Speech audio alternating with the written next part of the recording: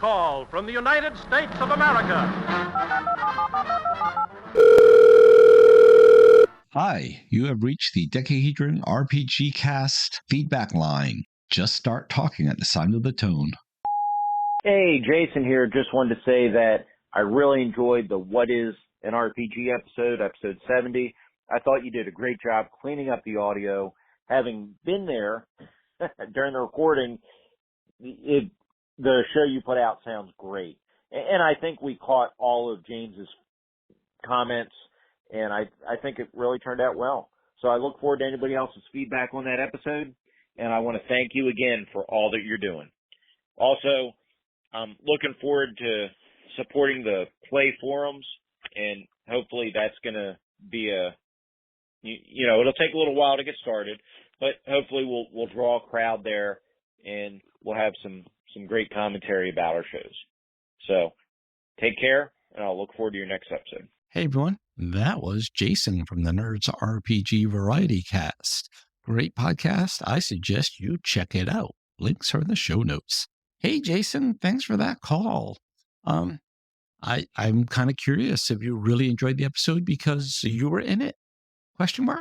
Nah, I know what you mean. And thanks for the comments about my editing skills.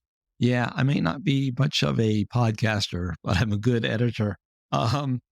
Actually, I enjoy the editing. It's very time consuming. I was listening to somebody else's show, and I'll get to that later on in the episode, I am sure.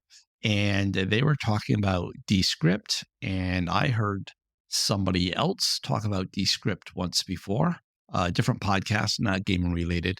So I am going to give that a try for this episode right now that I am recording. This will be my very first Descript episode, and we'll see how it sounds.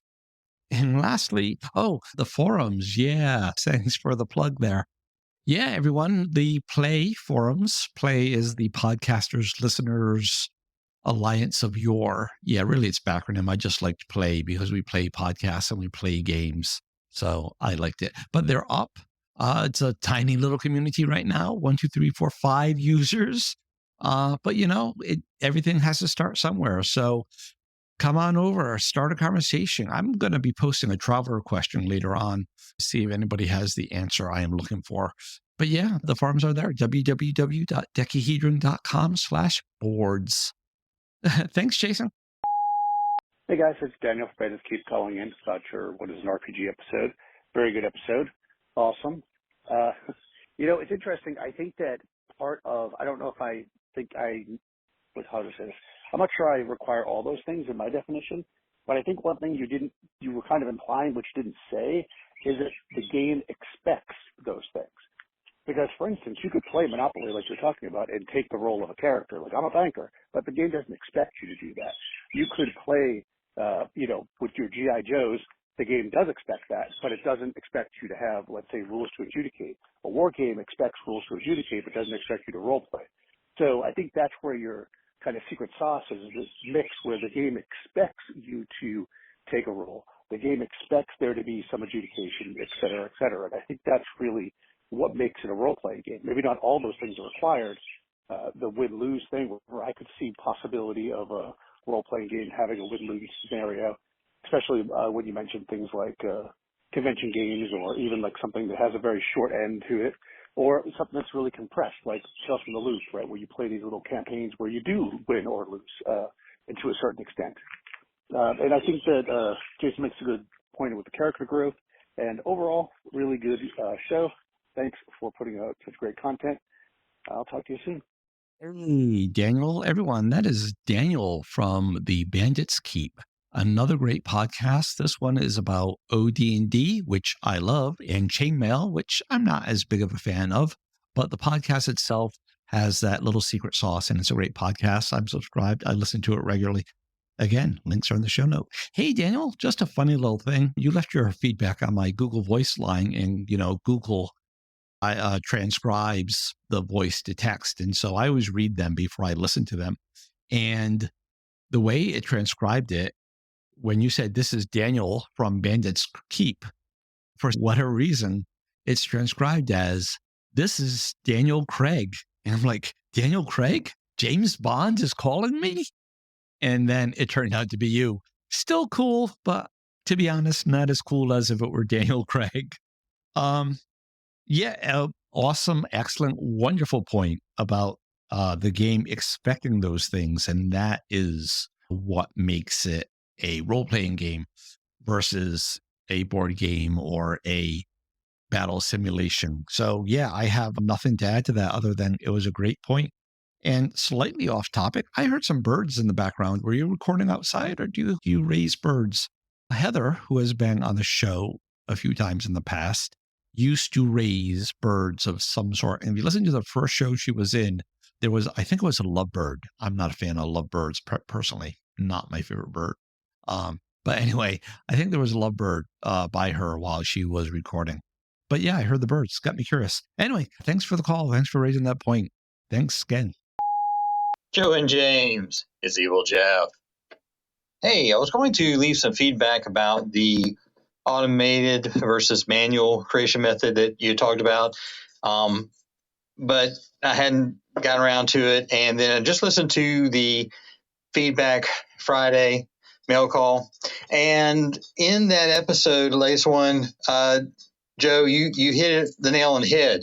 I was going to actually suggest that of putting a pause in your automated program to give you the opportunity to read the result so you could then come up with something. Instead of just getting this big old block of text, have something in there where you could make those notes or even where it's spaced out. So as you are reading, you're kind of forced to have this white space and then say, oh, yeah, I can think of that and go on from there. So you kind of already got there. Appreciate it. Hey, everyone. That's Evil Jeff from the Minions and Musings podcast. It's a podcast that's been on a hiatus for a little bit, but based on something he posted on the Play forums, I think it's getting ready to come back to life, and I'm very excited about that. Hey, Evil Jeff, thanks for your comments. Yeah, great minds think alike. I've actually started to code out an app for the Traveler Animal generation, using the gaps and everything. This one isn't going as quick as the other ones, mainly because I'm doing this one in C# instead of Python, which just takes me a little longer. And because I'm trying to do it right as opposed to just a hodgepodge throwing it together. Anyway, thanks for your call. I appreciate it. Hey, Jason here. Just listened to episode 71, Feedback Friday, on my way to work. So great to hear Rich calling in. Rich has a great podcast, Cocktrice Nuggets, highly recommended. And the only other comment I have, because I'm going to reach out to you off the air to talk about that hard sci-fi episode, although, of course I'm in. But the only other comment I have is, yes, your dislike of percentile dice is obviously irrational because percentile dice are the superior form of dice. Maybe that's an episode as well. Different, 2d6 versus d20 versus percentile, the advantages and disadvantages of certain dice systems. You can make a whole series of podcasts off that. Anyway, great job. Great hearing James on the air again. And I look forward to what you do next. Take care. Hey, Jason. Well, thanks for telling me about Rich's podcast. I did not know. One interesting note there. You said cockatrice. I always said cockatrice. Huh. I wonder which is right. I wonder what the origin of the word is. I'm going to have to look that up now when I get done recording. Anyway, so I gave his show a listen, and that's a show where someone mentioned using Descript. So hat tip to you there, Rich. I enjoyed the show. It looks like it's going into kind of a pod fading mode, which is kind of sad, but, everybody has to follow their own way. Rich, I enjoyed your show. I'd like to hear more. As for my dislike of percentile dice being irrational, I said it's irrational, I know, but I like to think I have very good reasons. You roll the 2 dice, and you have to track both of those dice in order. And remember the old days when you used to have to say red high or black high or whatever, and invariably someone wouldn't do it, and they would flip the dice exactly the way they wanted. So that made me dislike them to begin with. But now we have the dedicated 10s and 1 die, so whatever. But still, you got to roll the 2 dice, and you have to track 2 dice with your eyes. And then when they land, you got to say, okay, there's that one, and you have to look at one and then the other and mentally arrange which order they go in to come up with this number. In all that, you could roll a D20 and you get almost the same level of granularity. Not quite, but I mean, the biggest difference you're ever going to have is a 2% difference, versus that 5% step that you get on a D20 versus the 1% step. If you wanted a 97% shot, you say roll a 2 or higher. And that's a 95% shot. That's close enough. You will never be more than 2% off. So I think that's a very rational reason. As for doing a whole series on dice, it's funny that you say that, because James has been trying to convince me of that since I brought him onto the show way back in the beginning. I've been very reluctant because I was like, I don't think anybody wants to listen to episode after episode about dice. So that is something that he's actually going to bring over to his show if he ever manages to get it on the air. Thanks for that call, Jason. Joe and James and Jason is Evil Jeff. So listen to the What is an RPG episode, and I want to say everybody did a great job. Love it. Good job editing the bits that were missed out there. And I wanted to comment on there because I think while you say there's some things that make an RPG, the things that really set the RPG out from other games really is the no winning and losing condition and the adjudication method. Because there's a number of board games out there that have open decisions, a new character be played, motivations are internal. Look at Talisman, look at Cosmic Encounters. Those are two that really do a lot of that. The world-changing response to the characters, there's a little bit of that with those board games. But I think really the no winning, losing condition and the adjudication method really make that part of what is an RPG. With the board games, your rules are very defined. There's no interpretation really of them.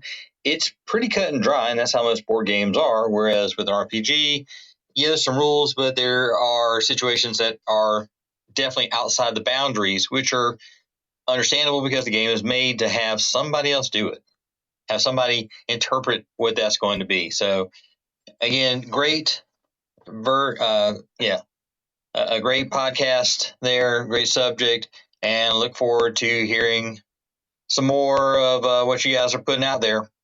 Have a good night. Hey, Evil Jeff. Thanks for that call. It's interesting that you bring up these board games. And one of the things that was in my mind before we started recording, but once you sit down near the mic, especially when you're recording with other people, conversation goes in different ways.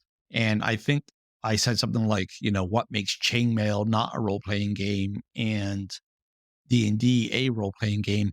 But one of the games I was thinking of, you mentioned a different one is Avalon Hill's Betrayal at the House on the Hill, which is one of my very favorite board games of all time. Dustin, he's called in before, introduced me to it. I would say that is a very, very role-playing adjacent game. It's almost an RPG without quite being an RPG. And so that's also a different one. I would say what it lacks is the open world. But it definitely actually, I was going to say it has internal motivations, but it doesn't really, because once the betrayal happens, whatever that may be for that game, the book tells you what your betrayals are. But yeah, I definitely appreciate your insight, sir, and I appreciate the feedback. Thank you very much. So that's all the calls we had this week. So thanks to Jason, Evil Jeff, and Daniel from Bandit's Keep, not Daniel Craig. Anyway, thanks everyone for your calls. Everyone else, call in. Let us know what you like. Let us know what you don't like. Just add your voice to the conversation. If you don't want to do it like with your voice on the mic, send it in written and I'll read it. Actually, I'll probably have a robot read it, but you notice my robot voice is much better these days.